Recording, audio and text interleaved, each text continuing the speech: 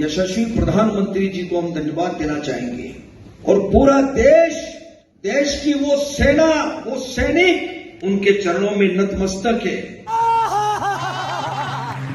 ये सब क्या देखना पड़ रहा है? तो भैया सुना, ये बीजेपी नेता जगदीश देवड़ा हैं, जिनका कहना है कि आज देश की सेना और पूरा देश मोदी जी के चरणों में नतमस्तक है, क्योंकि ऑपरेशन सिंदूर में इन्होंने आतंकवादियों को करारा जवाब दिया है। लल्लन भैया, ये नेताजी बिल्कुल सही कह रहे हैं, क्योंकि कराची पर ड्रोन गिराकर मोदी जी ने ही कब्जा किया था। और लल्लन भैया सिर्फ यही नहीं, बल्कि हावित्जर तोप लेकर मोदी जी ही सबसे आगे चल रहे थे। AKM राइफल से आतंकियों को हेडशॉट इन्हीं ने मारा था और MI-8 हेलीकॉप्टर भी मोदी जी ही उड़ा रहे थे। यानी भैया भारतीय सेना तो बस पाकिस्तान मुर्दाबाद का नारा लगा रही थी, बाकी युद्ध अकेले हमारे मोदी जी ने ही लड़ा। गजब बेइज्जती है।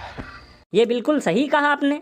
वैसे भैया मुझे तो लगता है कि आजकल बीजेपी में चापलूसी का कंपटीशन चल रहा है कि कौन कितनी चापलूसी के साथ मोदी जी को ऑपरेशन सिंदूर का क्रेडिट दिलवा सकता है।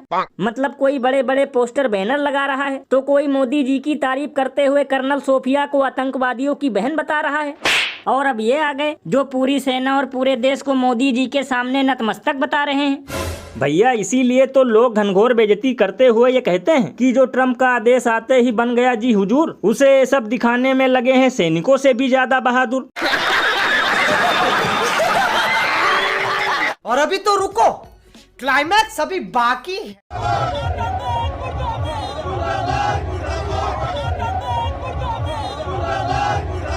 कितने तेजस्वी लोग हैं हमारे पास, कितने शानदार विचार रखते हैं जी। तो भैया देखा, ये बीजेपी विधायक बाल मुकुंद आचार्य हैं, जो भारत के राष्ट्रीय ध्वज यानी तिरंगे से अपना पसीना पोंछ रहे हैं। तब तो भैया ये तो अंधभक्तों से भी ज्यादा गए गुजरे हैं, क्योंकि भले ही वो करते हैं सुबह शाम दंगा, लेकिन पसीना पोंछने के लिए कभी इस्तेमाल नहीं करते तिरंगा। यानी बताओ, गजब बकलोल लोग हैं। खुद तिरंगा यात्रा निकाल कर उसे 10 रुपए वाला रुमाल समझ रहे हैं। लल्लन भैया कभी कभी तो मुझे लगता है कि ये बीजेपी वाले ना तो असली धर्म भक्त हैं और ना ही असली देशभक्त, क्योंकि जय श्री राम का नारा लगाकर ये बीफ कंपनियों से चंदा खाते हैं और हिंदुस्तान जिंदाबाद का नारा लगाकर तिरंगे में नाक और पसीना पहुंच जाते हैं। भैया इसीलिए तो लोग घनघोर बेइज्जती करते हुए ये कहते हैं कि शुक्र है चलते चलते नेताजी का पैर नहीं दुखा, वरना ये इस गधे पर भी अपना पिछवाड़ा टिका कर बैठ जाते।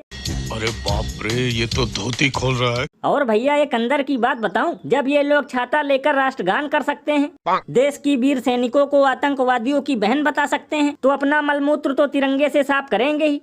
ये बिल्कुल सही कहा आपने। वैसे भैया हो सकता है कि बाबा बवाली ने तिरंगे को अब्दुल के ठेले पर लगने वाला धार्मिक झंडा समझ लिया हो, इसलिए इसे अपमानित किया।